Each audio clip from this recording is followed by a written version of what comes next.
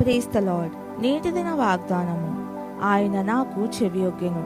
కీర్తనలు 116 2 మరణ బంధకాలు వేదనలు చుట్టుముట్టినప్పుడు 116లో కీర్తనాకారుడు విడనాడిన వాడిగా భావించి ఉండవచ్చు.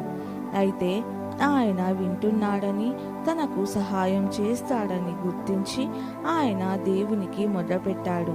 కీర్తనాకారుడు ఇలా రాశాడు: యెహోవా నా మొరను, నా విన్నపములను ఆలకించి ఉన్నాడు. ఆయన నాకు చెవియొగ్గెను. మన బాధ ఎవరికి తెలియనప్పుడు దేవుడికి తెలుసు. మన రోదన ఎవరు విననప్పుడు దేవుడు వింటాడు. ప్రార్థన.